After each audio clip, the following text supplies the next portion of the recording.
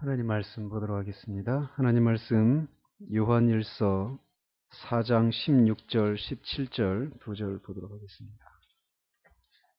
요한일서 4장 16절 17절 2절 말씀입니다.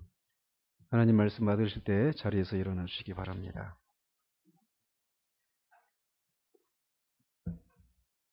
요한일서 4장 16절 17절 하나님 말씀 이러합니다.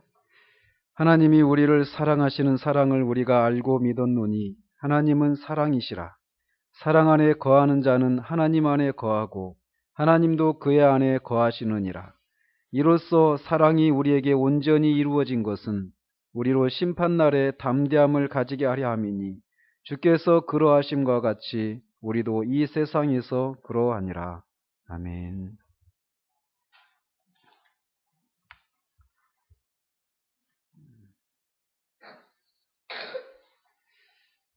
지난주에 우리가 하나님의 사랑을 알 수 있는 일반적인 방식은 오직 예수 그리스도를 통해서라고 말씀을 드렸습니다. 그렇지만 또 동시에 구체적으로도 우리가 하나님을 사랑하고 하나님의 사랑을 알고 있는지를 알 수 있는 그런 시금석들이 있다라고 하는 것을 우리가 지난주에 살폈습니다. 자, 오늘 본문을 살피기 전에 다시 한번 지금 우리가 어떤 지점을 지나고 있는지를 한번 정리하면서 본문을 살펴보도록 하겠습니다. 우리가 이렇게 숲속에 들어가면 우리가 어디 있는지를 모르고 길을 잃어버리기가 쉽습니다. 그렇기 때문에 그 숲이 전체적으로 어떤 모양인지 전체적으로 확인하고 우리가 지금 어디쯤에 서 있는지를 확인해야 길을 잃어버리지 않게 됩니다. 따라서 우리는 말씀을 살필 때도 자주 이런 일을 해야만 합니다. 우리는 지금 어디쯤에 서 있는지를 다시 그래서 이렇게 확인하고 지나갈 필요가 있어 보입니다.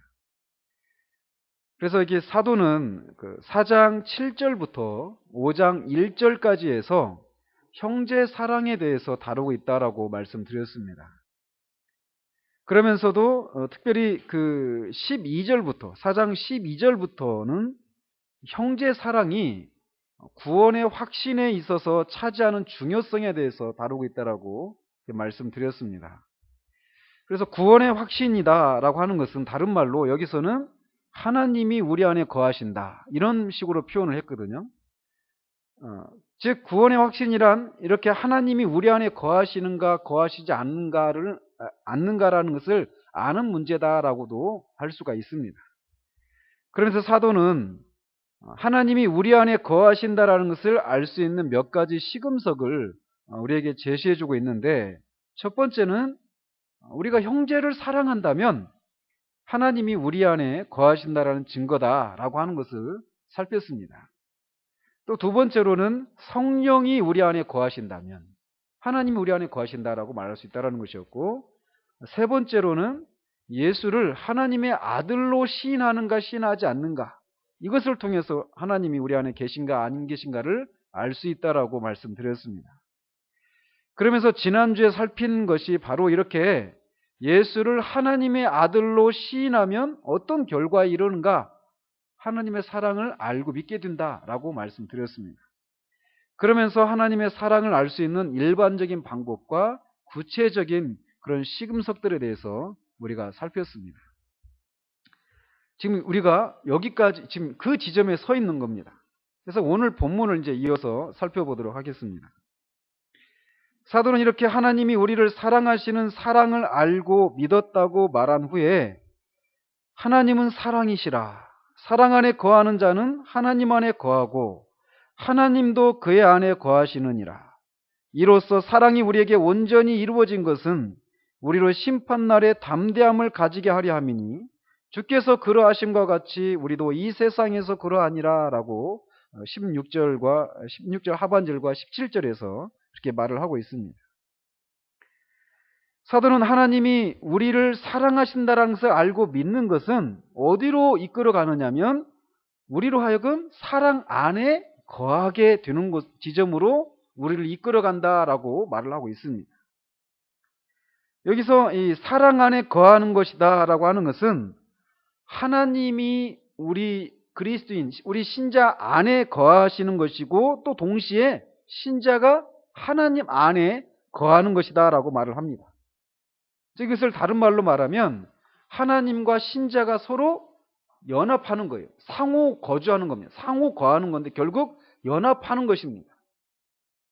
그리고 하나님과 신자 사이 이렇게 연합의 관계는 어떤 식으로든지 다른 사람들을 위한 어떤 실천적인 사랑의 형태로 다른 사람을 사랑하는 것으로 표현되기 마련이다라고 말을 하고 있습니다. 그러니까 사도 요한은 기독교 신앙에 있어서 두 가지 핵심적인 것, 곧 하나님을 향한 사랑과 사람을 향한 사랑, 이웃사랑이라고 하는 이 두 가지를 이 본문 안에서도 같이 다루고 있다라고 말할 수 있습니다. 이렇게 하나님을 향한 사랑, 이웃을 향한 사랑, 이 두 가지는 결코 분리되지 않습니다. 나는 하나님을 사랑합니다 라고 말하면서 이웃을 사랑하지 않는다. 이런 것은 있을 수가 없다라는 겁니다. 또 반대도 마찬가지고요. 그래서 하나님을 사랑하는 것과 형제를 사랑하는 것 또는 이웃을 사랑하는 것, 이것은 항상 같이 가기 마련이라는 것입니다. 따라서 사도 요한은 여기에서 하나님이 우리 안에 거하신다라고 하는 네 번째 시금석을 우리에게 제공하고 있다라고 말할 수 있습니다. 하나님 우리 안에 거하신다는 것을 어떻게 알 수 있느냐? 형제를 사랑하는가? 또 성령이 우리 안에 거하시는가? 예수님을 하나님의 아들이라고 시인하는가? 그것과 함께 그 결과 어디로 이어진다고 그랬습니까? 예수님을 하나님의 아들로 시인하면 우리가 하나님의 사랑을 알게 된다고 말을 했어요. 하나님의 사랑을 알게 되는데 그 결과는 또 어디로 이어지느냐면 사랑 안에 거하게 된다라고 말을 하고 있다는 거예요. 즉 내가 사랑 안에 거하는가 아닌가를 보면 내가 하나님께 속한 사람인지 아닌지를 알 수 있다라는 겁니다. 사도 요한은 이렇게 우리가 하나님의 사랑을 진짜 알고 있다라고 하는 증거는 우리가 사랑 안에 거해야 한다라고 말하고 있는 거예요. 그에 따르면 그리스도인들은 사랑 안에 거하는 자들입니다. 이것은 다른 말로 그리스도인들이란 사랑의 분위기 가운데 거하고 그 삶이 사랑의 원칙에 의해서 지배되는 사람들이다라고 말할 수 있다라고 루이 존스가 얘기를 합니다. 이것이 그리스도인과 그리스도인이 아닌 사람 간의 근본적인 차이라고 할 수 있는 거예요. 그 사람이 사랑 안에 거하는가 또는 사랑 안에 거하지 않는가, 이것이 그리스도인인가 그리스도인이 아닌가를 말해주는 근본적인 어떤 차이가 될 수 있다는 것이죠. 사도는 이 3장 10절에서 15절까지 해서 어떤 사람이 형제를 사랑하는가 아닌가에 의해서 하나님의 자녀와 마귀의 자녀들이 드러난다라고 하는 것을 얘기했었습니다. 그래서 마귀의 자녀들은 어떤 특징을 드러내느냐? 자기 동생을 살인했던 가인처럼 형제를 미워하는 자들이고 형제를 살인하는 자들이다라고 말을 합니다. 즉 가인은 마귀의 자녀, 비그리스도인의 전형이라고 얘기하고 있는 거예요. 다시 말해서 비그리스도인은 가인처럼 형제를 미워하는 자요, 형제를 살인하는 그런 태도를, 그런 마음의 성향을 가지고 있는 사람들이다라고 말할 수 있다는 겁니다. 한편 사도 바울은 그리스도인이 되기 전과 그리스도인이 된 후를 이 두 가지 전치사를 사용해서 표현하는 것을 즐겨합니다. 그게 뭐냐면 전에는 뭐뭐였으나 이제는 뭐뭐이다, 이런 식의 표현을 즐겨 사용합니다. 그래서 디도서 3장 3절에 보면 우리도 전에는 피차 미워한 자였으나 라고 말하면서 그리스도인이 되기 전에 자신과 이 자신의 편지를 받고 있는 디도가 그리스도인이 되기 전에는 피차 미워한 자였다라고 비그리스도인이었을 때, 그리스도인이 아니었을 때의 자신의 상태에 대해서 그렇게 묘사를 합니다. 이것이 그리스도인이 아닌 사람에 대한 성경의 정의라는 거예요. 비그리스도인은 미워하는 자라는 것입니다. 동료 인간을 미워할 뿐만 아니라 하나님을 향해서도 미워하는 자가 비그리스도인이라는 거예요. 그리스도인이 아닌 사람들이라는 겁니다. 그러나 그리스도인은 전혀 다른 사람들이라는 겁니다. 전에는 이렇게 피차 미워하는 자였지만 이제는 이라고 말할 수 있는 어떤 사건이 그들에게 있어서 이제는 이라고 말할 수 있는 그 어떤 특징을 가진 사람들이 그리스도인이라는 거예요. 그래서 그들은 전혀 새로운 사람들입니다. 그들은 새로운 피조물이고 새롭게 태어난 사람들입니다. 그래서 새로운 본성, 태어나기 전에 가지고 있었던 옛 본성이 아니라 새로운 본성을 가진 사람들이라는 거예요. 그래서 전에는 하나님과 형제를 미워했으나 이제는 하나님을 사랑하고 형제를 사랑하는 사람들, 이 사람들이 바로 그리스도인이라는 거예요. 구원은 그런 어떤 의미에서 그렇기 때문에 우리가 이렇게 하나님과 형제를 사랑할 수 있도록 하는 것이 구원의 궁극적인 목적이다라고 말할 수 있습니다. 따라서 사랑 안에서 거한다라고 하는 것은 이렇게 사랑의 분위기 가운데서 그의 삶을 지배하는 원리가 뭐냐면 사랑이라는 거예요. 그래서 그 사랑의 원칙의 지배를 받아서 하나님과 형제를 사랑하는 그 사람이 바로 그리스도인이다라고 말할 수 있다는 겁니다. 이렇게 그리스도인은 사랑 안에 거하는 사람입니다. 근데 여기서 사도가 사랑 안에 거한다라고 말하고 있는데 그 거한다라고 하는 단어에 우리가 주목할 필요가 있습니다. 헬라어로는 메네인이라고 하는 그런 단어인데 이것은 산다, 거한다 이 말은 산다. 영어로 live입니다. live. 산다, 살아간다 이런 의미입니다. 자, 그렇기 때문에 우리가 산다라고 말할 때는 살았다가 죽었다가 이렇습니까?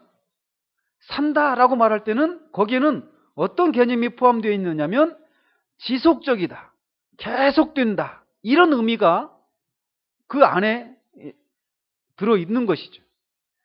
그렇기 때문에 사랑 안에 거한다라고 하는 말은 사랑 안에 살아야 한다라고 하는 그런 말이기도 합니다. 달리 말해서 사랑 안에 거한다라고 하는 것은 그냥 가끔씩 간헐적으로 우리의 삶에 어떤 사랑의 행위들이 나타나는 것이 아니다라는 거예요. 그거는 지속적이고 계속적인 그런 모습으로 나타나는 것이다라고 말을 하고 있다라는 거죠. 하나님을 향한 사랑으로 우리의 마음이 충만할 때만 하나님을 사랑하거나 아니면은 우리가 사랑해야 될 그 사람이 사랑할 만한 어떤 행동을 하고 어떤 그런 모습을 보일 때만 또는 우리 안에서 그런 사람을 사랑하고 싶은 마음이 그런 충동이 일어날 때 간헐적으로 발작적으로 하는 그런 것이 아니라 지속적이고 계속적인 그런 성향을 보인다라는 거예요. 왜냐하면 그리스도인이 사랑할 수 있게 된 것은 하나님이 그들 안에 거하시고 하나님의 본성을, 하나님의 성품을 그들에게 주었기 때문에 가능한 겁니다. 방금 전에도 말씀드린 것처럼 우리가 그리스도인이 아니었을 때는 우리는 그리스도인이 아닌 사람의 전형인 가인과 같은 사람들이었어요. 그래서 형제를 미워하고 살인하기까지 한 바울의 표현처럼 피차 미워했던 마음에 하나님을 두기 싫어했던 하나님을 미워했던 그런 사람이 우리들이었는데 그런 우리들이 변화되어서 사랑할 수 있게 된 것은 사랑이신 하나님이 우리 안에 거하신 결과로 가능하게 되었다라는 거예요. 그런데 그 사랑이신 하나님은 우리를 사랑하시는데 간헐적으로 가끔씩 사랑하시는 것이 아니십니다. 우리가 사랑할 만한 어떤 행동을 할 때에만 하나님이 우리를 사랑하시는 것이 아니에요. 하나님은 언제나 우리를 사랑하십니다. 심지어 경외심을 가지고 말씀드린다라면 우리가 죄를 범할지라도 우리를 사랑하십니다. 우리는 조건적인 사랑에 너무나 익숙해 있습니다. 상대방이 어떤 사랑받을 만한 어떤 행동, 어떤 조건을 갖추어야만 사랑할 수 있고, 또 우리도 어떤 사랑받을 만한 어떤 조건을 갖춰야만 사랑을 받을 수 있다라고 생각하는 것이 우리가 지금까지 살아온 그런 삶의 경험입니다. 그렇기 때문에 이런 것에 우리가 너무나 익숙해 있기 때문에 우리를 향한 하나님의 사랑도 그런 식으로 오해하는 경우들이 있다라는 거예요. 그러나 하나님은 결코 우리가 사랑받을 만한 어떤 행동과 어떤 삶을 살아갈 때에만 그때만 우리를 사랑하시는 그런 분이 아니십니다. 또 하나님의 마음 가운데 내가 한동안 참 저 사람한테 내가 무심했구나 이렇게 생각하시고 갑자기 막 그 마음에 막 우리가 그랬잖아요. 우리 살아가다가 갑자기 저 그렇잖아요. 갑자기 막 아이들이 너무 사랑스럽고 아내나 남편이 너무 사랑스러운 그런 마음이 들어서 갑자기 막 잘해주고 싶은 마음이 갑자기 드러날 때가 있잖아요. 그런 것처럼 하나님도 우리를 향해서 갑자기 그런 사랑하고 싶은 그런 충동이 갑자기 일어나가지고 한동안 내가 저 아이한테 무심했는데 내가 이제 사랑해야지 하면서 갑자기 충동적으로 사랑하시고 이런 식의 사랑을 하는 것이 아니라는 겁니다. 누가복음 15장에 보면 탕자의 비유가 나옵니다. 집을 나간 탕자가 집을 떠나갔을 때부터 아버지는 동구 밖을 바라보며 집 나간 아들이 돌아오기만을 기다렸습니다. 큰 죄를 짓고 떠나간 아들이 돌아올 때 아버지는 거리가 아직도 먼데도 아들에게로 달려갔습니다. 이 근동에서는 아버지들이 거리에서는 뛰지 않는다고 합니다. 우리도 양반들이 아무리 급한 일이 있어도 절대 뛰지 않잖아요. 그죠? 조선시대나 이런 양반들을 보면. 그런 것처럼 근동에서도 아버지들은 거리에서 아무리 급한 일이 있어도 뛰어가지 않는단 말이에요. 그런데 이 아버지는 그런 관습도 아랑곳하지 않고 쭈뼛거리는 아들을 향해서 달려갑니다. 그리고 그를 안고 집으로 맞아들이면서 아들이 기대할 수 없었던 그런 환대를 베풉니다. 아버지의 집에 있는 종들 중에 하나로 여겨도 감지덕지다라고 하는 그런 생각을 하고 있는 아들을 죽었다가 살아온 것처럼 여기면서 아들의 상상을 뛰어넘는 환대를 베풉니다. 아버지가 그렇게 아들이 언제나 돌아올까를 생각하면서 계속 그 자리에서 아들이 돌아올 그 자리를 바라보고 그것을 기대하면서 그 자리에 서서 아들을 기다리는 그 아버지처럼 하나님은 언제나 거기 계시다라는 거예요. 언제나 우리를 동일한 사랑으로 사랑하십니다. 그분의 사랑은 결코 한순간도 끊어지지 않습니다. 그런 것처럼 그런 하나님이 거하는 그리스도인의 사랑도 지속적이라는 거예요. 간헐적이 아니라는 겁니다. 마음이 내킬 때뿐만이 아니라 다른 사람들이 덜 성가실 때뿐만 아니라 항상 그러해야 한다라는 거예요. 이렇게 사랑 안에 거하고 살아야 사는 사람들이 바로 그리스도인이라는 겁니다. 요한은 17절에서 이런 자가 하나님 안에 거하는 자고 하나님도 그 안에 거하는 자다라고 16절에서 말을 하고 있는 것이죠. 요한은 17절에서 이로써 사랑이 우리에게 온전히 이루어진 것은 이라고 말을 합니다. 자, 이 표현을 어디서 본 것 같지 않습니까? 우리가 12절에서 그것을 살폈었습니다. 거기에서 요한은 우리가 서로 사랑하면 하나님이 우리 안에 거하시고 그의 사랑이 우리 안에 온전히 이루어지느니라 라고 그렇게 말을 합니다. 그때 그 구절을 해석하기를 하나님이 우리를 구원하신 궁극적인 목적이 우리가 서로 사랑하는 것이다라고 서로 사랑하는 것이다라고 말을 했는데, 우리가 이렇게 형제를 사랑하면 우리를 구원하셔서 우리가 다다르기를 원했던 그 궁극적인 목적이 이루어지는 것이다라고 말씀을 드렸습니다. 즉 하나님이 자기의 아들을 통해 하신 일은 그 일을 통해서 우리가 죄를 사함받도록 하기 위함 정도가 아니라는 것이었어요. 죄 사함을 받지 못한다면 아무것도 아닙니다. 그러나 그것이 전부가 아니라는 겁니다. 하나님은 우리가 하나님이 하는 방식의 그런 사랑을 할 수 있는 사람이 되도록 하시기 위해서 당신의 아들을 이 세상에 보내시고 고난받게 하신 것입니다. 그래서 우리가 형제를 사랑할 때 거기에서 하나님의 사랑이 나타나도록 한 것입니다. 구원의 영광이 바로 여기 있다라고 12절을 살필 때 말씀을 드렸어요. 우리는 그런 정도까지 이르러야 될 사람들이라는 것이죠.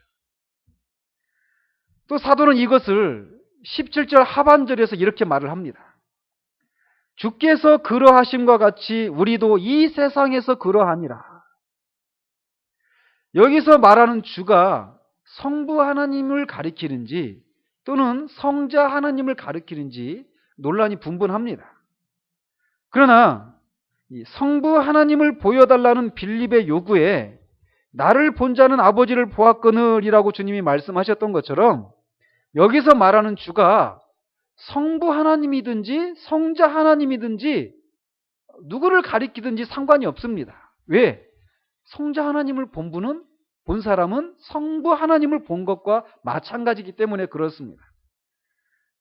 그 사랑은 성부의 사랑이나 성자의 사랑이나 본질적으로 같은 것이기 때문에 그래요.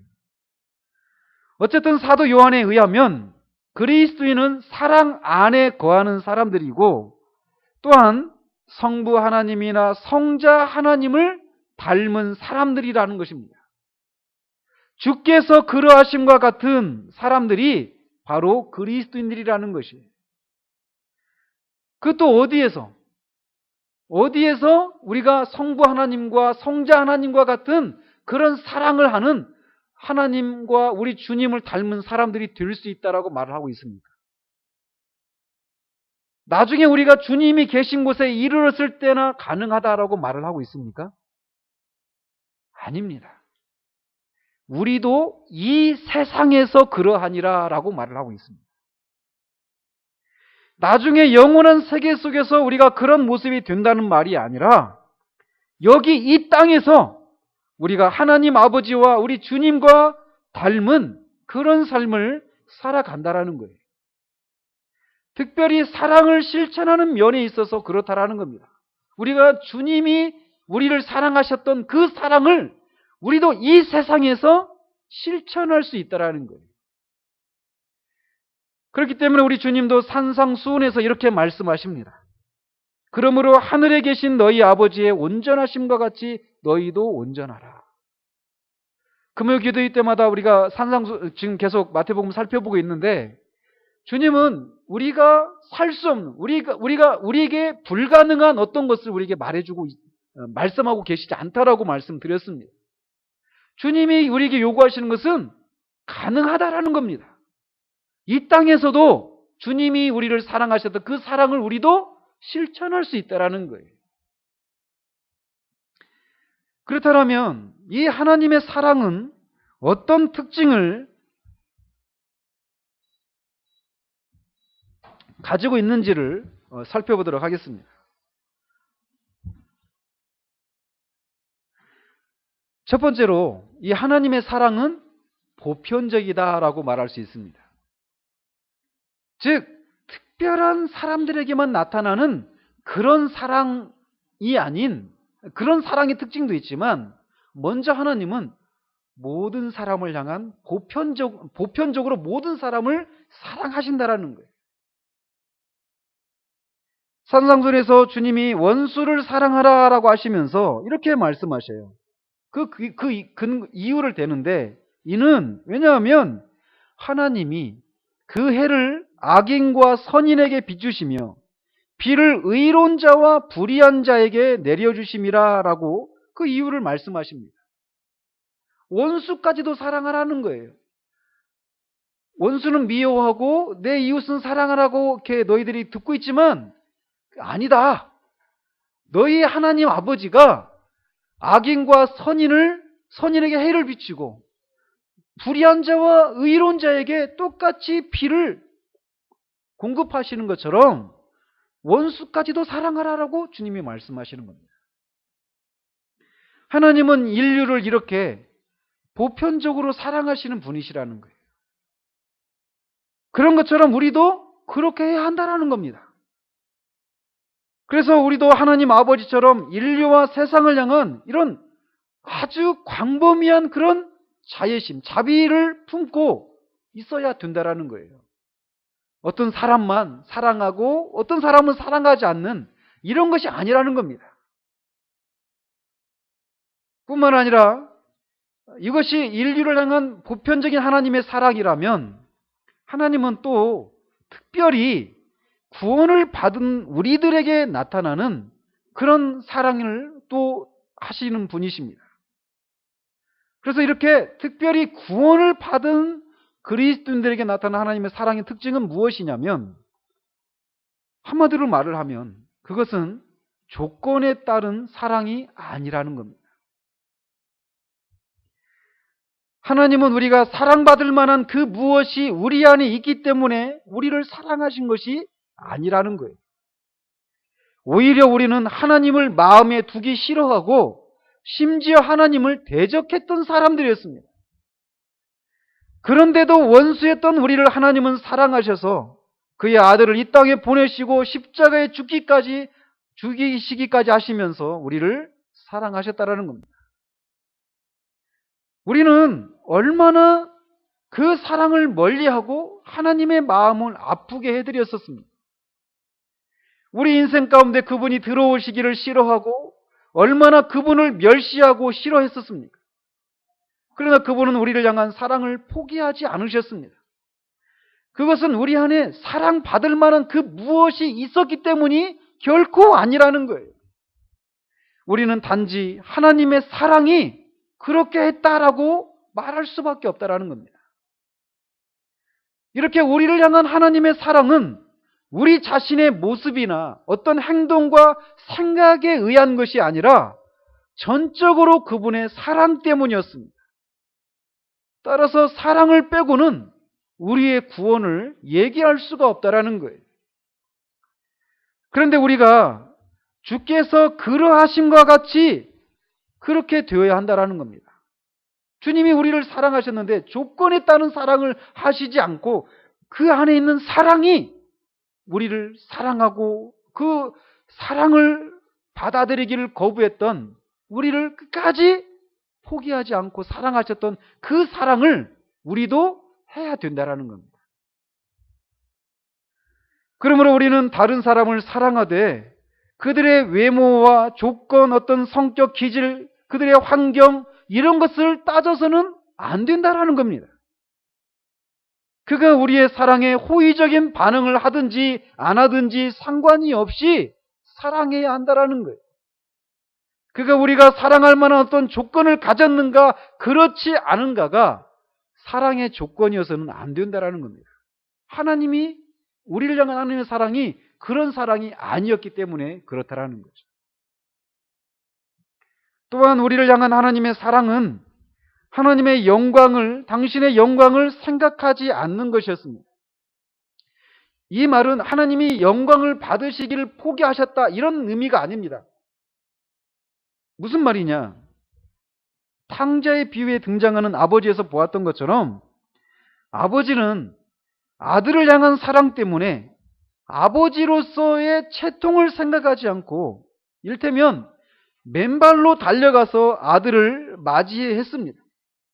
그런 것처럼 하나님도 우리를 사랑하실 때 그분의 입장을 생각하지 않으셨다라는 거예요. 즉 이런 식이라는 거죠. 하나님은 우리가 하나님을 대적하고 죄를 범하여 타락한 결과 비참한 지경에 빠져 있는 것을 아십니다. 그런데 그렇게 된 것은 우리의 책임이다라는 것도 주님이 아십니다. 그래서 주님이 너희들이 그렇게 비참한 지경 가운데 빠진 것은 너희들의 죄 때문이다. 그러니 당해도 싸다. 이런 입장이 아니셨다라는 거예요.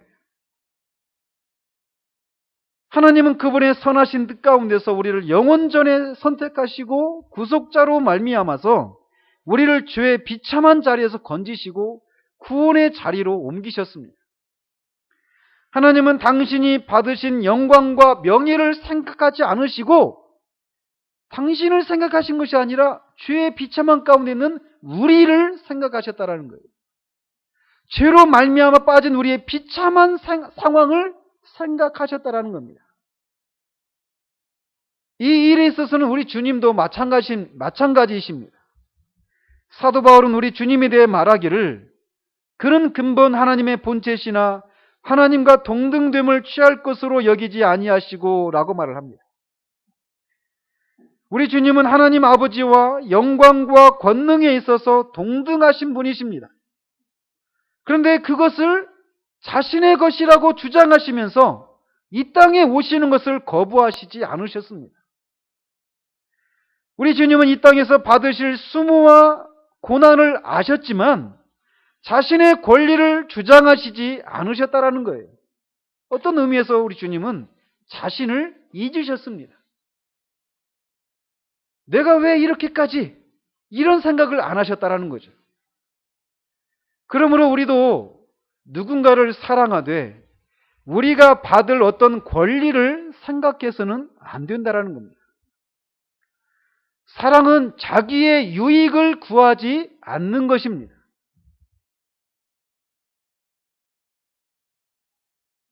우리가 다른 사람을 사랑하는 데 있어서 가장 큰 어려움을 갖는 것이 바로 이것이 아닙니까?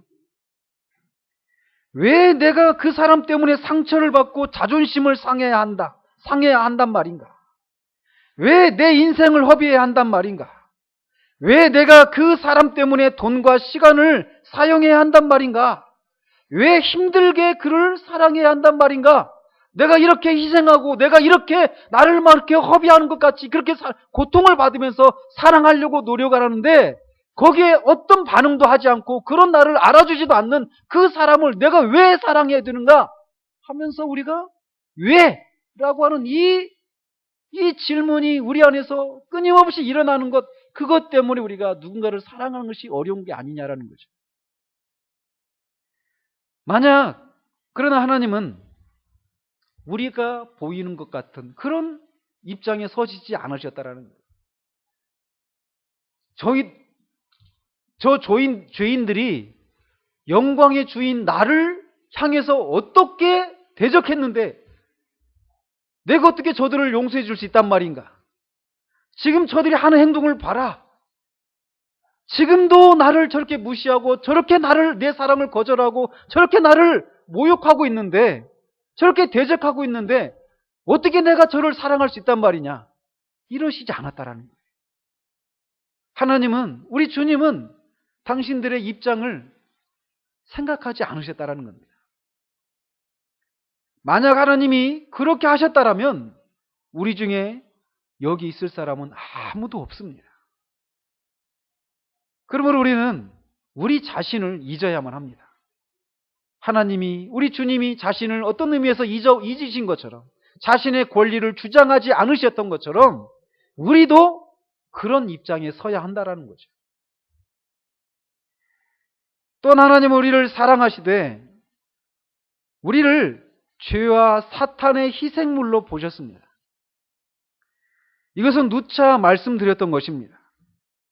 즉 하나님은 우리의 죄와 그런 죄를 범하는 우리 자신을 분리해서 보셨다라는 거예요. 하나님은 우리가 죄와 사탄의 압제와 속박으로 인해서 비참한 가운데 있는 것을 보셨습니다. 그렇기 때문에 우리가 하나님을 향해 쏘아대는 무수한 비난과 원망, 그리고 그 독한 대적을 맞받아치지 않으시고 그의 아들을 이 땅에 보내셔서 십자가의 고난을 당하게 하신 것이라는 거예요. 그리고 그의 아들의 피를 보시고 우리를 용서하신 것입니다. 하나님은 우리의 죄를 기억하시지 않으시기로 작정하셨습니다. 그리고 실제로 우리의 죄를 기억하지 않으십니다. 그러면 완전히 우리의 죄에 대해서 망각을 하셔버렸어요. 그래서 우리가 한 번도 죄를 짓지 않은 사람들처럼 그렇게 대하신다라는 거죠. 주께서 그러하심과 같이 우리도 이 세상에서 그러하니라. 그러므로 우리도 다른 사람들을 그렇게 바라보아야 한다라는 겁니다. 이것은 참으로 쉽지 않습니다. 그러나 하나님이 우리 안에 계심으로 우리도 그와 같이 그렇게 해야 한다라는 거예요. 다른 사람들이 우리들에게 하는 것처럼 대해서는 안 된다라는 겁니다. 하나님께서 우리의 죄와 우리의 영혼을 분리해서 바라보신 것처럼 우리도 다른 사람을 보되 그의 죄와 그의 영혼을 분리해서 바라보아야 한다라는 거예요. 그가 죄와 사탄의 희생물이기 때문에 그렇게 무례하고 막무가내로 살아가며 우리에게 이런저런 손해와 희생을 끼치고 있다고 생각해야 한다라는 거예요. 우리는 주님처럼 그들을 그렇게 불쌍히 여겨야 한다라는 겁니다. 하나님께서 우리의 죄를 잊은 것처럼 우리도 그들의 죄를 잊고 용서할 준비가 되어 있어야만 합니다. 르디우스는 말하기를 그분이 우리 안에 계시기 때문에 우리는 용서해야 할 뿐만 아니라 잊는 법도 배워야 한다라고 말을 합니다. 하나님은 우리의 죄를 용서해 주시고 숨겨놓은 장부책에 우리가 저질렀던 죄의 항목들을 다 기록해 놓았다가 나중에 하나씩 꺼내면서 네가 옛날에 이랬잖아 라고 하면서 우리에게 또다시 우리를 추궁하시는 그런 분이 아니시라는 거예요. 그분 우리의 죄를 용서하시되 완전히 잊어버리셨습니다. 한 번도 죄를 짓지 않은 것처럼 우리를 그렇게 대하신다라는 거예요. 전능한 망각을 하신 것입니다. 그 과정에서 우리 주님이 온갖 수모와 조롱과 핍박을 받으신 것처럼 우리도 누군가를 사랑하는 과정 가운데서 이런 것을 받을 준비를, 각오를 해야 한다라는 거예요. 바보가 되어야 한다라는 겁니다. 바울의 표현처럼 세상의 더러운 것과 만물의 찌꺼기가 되어야 한다라는 거예요. 세상과 천사들의 구경거리가 되어야 한다라는 겁니다. 그래서 사도 바울이 이 마음을 품으라 라고 말을 하는 거예요. 우리 주님이 그런 마음을 품으신 것입니다. 자기의 권리를 주장하지 않으시고 당신이 받으실 그 모든 수모와 고난과 조롱 그런 것을 받으실 그런 낮아지셔서 그런 것들을 기꺼이 받으셨던 것처럼 우리도 그렇게 해야 된다는 겁니다. 우리는 철저히 낮아져야만 합니다. 아니, 죽어야만 합니다. 십자가에 우리를 못 박아야 한다는 거예요. 이미 못 박힌 우리를 그렇게 실천하는 것을 통해서 드러내야 한다는 겁니다. 사랑 안에 거한다라고 하는 말이 바로 이것입니다. 우리는 하늘에 계신 우리 아버지의 온전하심과 같이 온전한 데까지 이르러야 합니다. 그렇다면 어떻게 이런 하나님의 사랑을 우리가 할 수 있는가라는 겁니다. 먼저는 우리 자신이 어떤 사람인지를 알아야만 합니다. 지난 금요일에도 말씀드린 대로 우리는 자기 자신에 대해 알기 전에는 다른 사람들에 대한 이해를 가질 수도 없고 또 자기 자신이 이렇게 사람이 되어지는 일도 가능하지 않다라고 말씀드렸습니다. 저는 요즘 그런 제 자신을 하나님이 굉장히 많이 보게 하신다라고 하는 생각을 해요. 제가 얼마나 부족하고 얼마나 여러 가지 측면에서 정말 아무것도 아닌 존재인가 이런 것들을 많이 보게 하시는 것 같아요. 근데 한편에는 그런 우리 자신을 보지 않으면 우리는 결코 다른 사람을 이해할 수도 없고 다른 사람을 품을 수도 없고 사랑할 수도 없다라는 거예요. 그리고 또 그런 우리가 그렇게 형편없고 아무것도 아닌 존재라는 것을 알지 못하면 우리는 마치 뭔가 된 것처럼 생각하면서 마땅히 가야 될 지점을 바라보지 못하게 되는 일들이 있게 된다라는 거죠. 그래서 로이 존스는 이렇게 말을 합니다. 사랑이라고 하는 것은 직접적으로 취급하는 것이 아니다. 간접적으로 생기는 어떤 것이다라고 말을 합니다. 이게 무엇이냐? 우리가 다른 사람을 사랑하는 것은 어떤 것을 생각하는 것을 통해서 나오는 그 무엇 때문에 가능하다라는 겁니다. 그게 뭐냐? 하나님의 사랑을 깨닫는 것을 통해서 우리가 다른 사람을 사랑할 수 있게 된다라는 거예요. 그러면 하나님의 사랑을 깨닫는 방법은 뭐냐? 바로 우리 자신이 누구인가를 깨닫는 것이라는 겁니다. 즉 우리가 다른 사람을 하나님 아버지처럼 우리 주님처럼 사랑하려면 먼저 하나님의 사랑을 깨달아야 하는데 그 길은 우리가 누구인지를 깨닫는 데서 시작하는 것이라는 거죠. 우리가 얼마나 절망적이고 끔찍한 죄인인지를 깨닫지 못하면 하나님의 사랑을 알 수 없다라는 거예요. 폴 워셔 목사님은 자신에 대해서 이렇게 말을 합니다. 자신이 차에 치여 죽이기도 아까운 그런 더러운 죄인이다라고 말을 합니다. 차에 치여 죽이기도 더러운 그런 죄인이다라고 자신을 그렇게 말을 해요.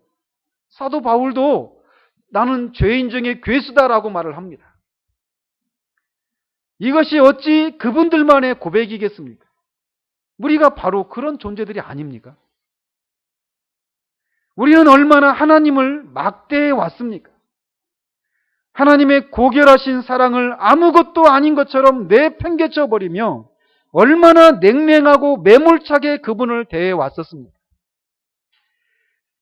영원한 것이 아니면 만족할 수 없는 위대한 영혼을 소유하고 있는데도 무지렁이처럼 천박하고 속되고 더러운 것들을 집착하며 살아온 사람들이 바로 우리들이 아닙니까?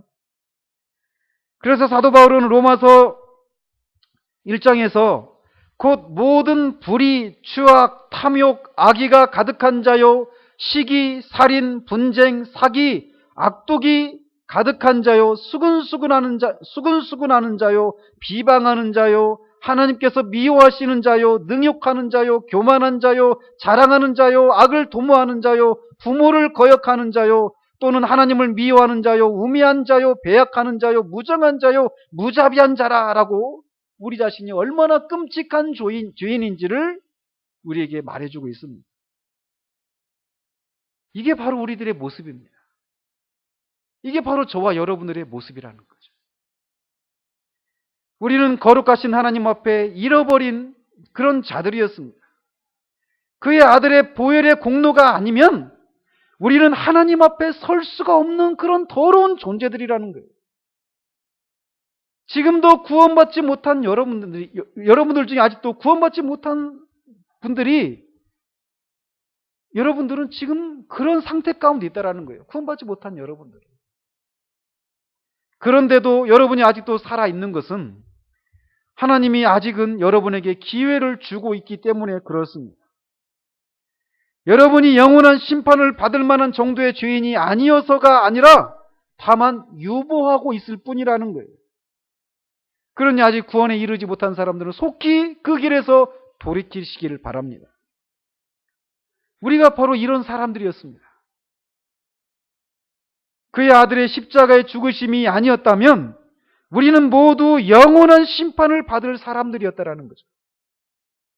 그러면 우리가 된 것은 전적으로 하나님의 은혜로 말미암아서입니다. 오직 은혜입니다. 이렇게 우리가 누구인지를 생각할 때 하나님의 사랑을 알 수 있고 그 사랑이 다른 사람을 사랑할 수 있게 만든다라는 거죠.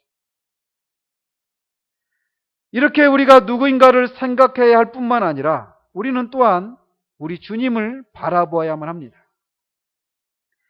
히브리서 12장 3절에 너희가 피곤하여 낙심하지 않기 위하여 죄인들이 이같이 자기에게 거역한 일을 참으신 일을 생각하라. 우리 주님이 자신들을 거역한 죄인들을 참으셨습니다. 우리 주님의 생애를 묵상하시기 바랍니다. 우리 주님이 이 땅을 지나시면서 받으신 모든 고난을 묵상해야만 합니다. 왜 그분이 마구간에서 나시고 가난한 목수의 아들로 태어나셔서 무명의 세월을 보내셨습니까? 왜 그분의 공생애 가운데 사람들에게 받았던 그런 모욕과 조롱과 핍박을 왜 그렇게 받으셔야만 했는가라는 거예요. 특별히 십자가의 고난을 깊이 묵상하시기 바랍니다. 왜 주님은 하나님의 저주를 받아 십자가에서 그런 수치스러운 죽음을 죽으셔야만 했는가라는 겁니다. 그것은 바로 우리를 향한 사랑 때문에 그렇습니다. 진젠돌프라고 하는 그 백작이 십자가에 달린 주님의 모습을 그린 그림을 보고 우리 주님이 죽으셨도다 라고 외치면서 자신을 향한 주님의 사랑을 깊이 깨닫고 그로부터 자신을 위한 삶이 아니라 주님을 위한 삶을 불꽃처럼 살다가 간 것처럼 우리는 우리 주님의 삶과 사역을 묵상해야만 합니다. 우리가 누군가를 사랑할 때 우리 안에서 그 사람을 도무지 사랑할 수 없고 그 사랑해야 될 그 자리 가운데 더 이상 견딜 수 없는 그런 생각이 밀려올 때마다 죄인들을 참으신 우리 주님을 묵상해야 한다는 거예요. 주님이 왜 그런 모든 모욕과 조롱과 수치를 고난을 당하셨는가라는 거예요. 우리를 향한 사랑 때문에 그런 것들을 다 당하셨는데 그 주님이 우리 안에 거하시다라면 우리도 주님처럼 주께서 그러하심과 같이 우리도 이 세상에서 그러해야 한다라는 겁니다. 그러므로 우리는 주님을 묵상해야만 합니다. 마지막으로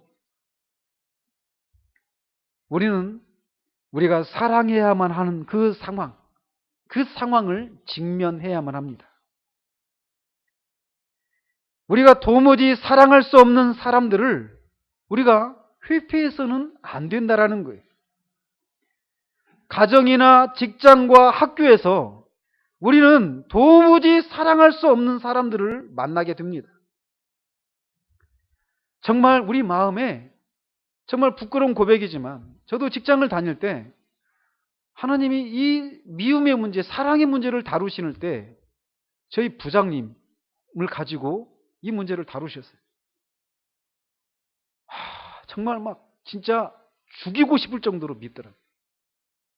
어쩜 그렇게 미운지, 어쩜 그렇게 밉게 말하고, 어쩜 그렇게 밉게 행동을 하는지. 막 마음에 분노가 막 치밀어 오는 겁니다. 이런 사람들을 여러분들은 가정에서도 만나게 될 것이고, 직장에서도 만나게 될 것이고, 학교에서도 만나게 될 것입니다. 우리가 사람들과 만나면 다 그런 사람들을 만나기 마련이라는 거죠. 근데 그런 상황이 오거든 회피하지 말고 직면해야 한다는 거예요. 지금까지 말씀드린 것들을 그 상황에 적용해야 한다는 겁니다. 우리는 얼마나 우리를 힘들게 하는 사람들을 인해서 원망의 말을 쏟아내고 방금 전에도 말씀드린 대로 왜 내가 이렇게 해야 한단 말인가? 왜 내가 이런 사람을 위해서 내 인생을 허비하고 물질과 시간을 낭비해야 한단 말인가? 왜 내가 이런 말도 안 되는 사람 때문에 내 자존심을 상하면서까지 바보처럼 살아야 한단 말인가? 언제 끝날지도 모르는 이 일을 왜 해야 한단 말인가? 이렇게 애를 쓰고 있다는 것을 알아준다라면 그래도 힘을 얻겠는데 그러기는커녕 더 힘들게만 하는데 왜 내가 이런 일을 해야 한단 말인가? 라고 외치면서 그 상황을 직면하지 않으려고 우리는 막 몸부림을 칩니다. 그러나 우리는 뒤로 물러가서는 안 됩니다. 지금 상황이 아닌 조금 더 나은 상황을 찾는 것이 아니라 주님이 그 자리에 우리를 세워 놓으셨을 때까지 이제 다 됐다라고 말씀하실 때까지 그 자리에서 인내하며 오래 참아야만 합니다. 모든 일에는 정한 때와 기한이 있습니다. 웃을 때가 있는가 하면 울 때가 있습니다. 슬플 때가 있는가 하면 기쁠 때가 있습니다. 우리가 직면한 어떤 고통스러운 상황이 계속 될 것 같죠. 그러나 그렇지 않습니다. 모든 일에는 정한 때와 기한이 있습니다. 우리가 도무지 사랑할 수 없고 그래서 도무지 그들이 변화되지 않을 것 같은 그 상황도 때가 있습니다. 끝날 때가 있다라는 겁니다. 그러므로 이제 다 됐다라고 하실 때가 있다라는 거예요. 그러므로 그때까지 그 자리에서 인내하며 오래 참아야만 합니다. 앞에서 말씀드린 대로 우리가 누구이며 어떤 사랑을 받은 자이고 우리 주님이 자신을 거스르는 죄인들을 어떻게 참으셨는지를 묵상해야만 합니다. 우리의 목표는 주께서 그러하심과 같이 이 세상에서 그러하니라에 이르는 것입니다. 저는 이 주제를 가지고 이제 오늘 오후부터 이거를 한 2달 정도 살펴보려고 합니다. 그러므로 말씀드린 것처럼 이런 삶은 거듭나지 않은 사람은 가능한 삶이 아닙니다. 거듭났을 뿐만 아니라 성령으로 지배를 받는 성령의 충만한 가운데 거하는 일이 아니면 이런 삶을 살 수가 없어요. 오늘날 오후 예배 때도 말씀드리겠지만 저를 포함해서 이 시대를 살아가는 많은 자칭 그리스도라고 하는 사람들 모습 속에서 왜 정말 저 사람은 정말 성숙한 사람이다. 정말 저 사람은 아주 정말 탁월한 사람이다. 아주 정말 주님의 향기가 드러나는 사람이다. 라고 하는 사람을 잘 볼 수가 없는가? 탁월한 설교자들은 있습니다. 많은 성취를 이루어내는 사람들은 있습니다. 그러나 그 존재가, 그 사람 됨됨이가 주님을 닮은 주께서 그러하심과 같이 그런 사람의 모습을 왜 잘 우리가 발견하지 못하는가? 저도 마찬가지입니다. 저는 아직 아닙니다. 그러나 우리의 목표는 그걸 하는 거예요. 주께서 그러하심과 같이. 그런데 그런 사람을 못 보는가? 이런 일들이 없기 때문에 그렇습니다. 우리는 직면해야 됩니다. 직면해서 성령의 능력을 힘입어서 우리를 죽이는 자리에 서야만 합니다.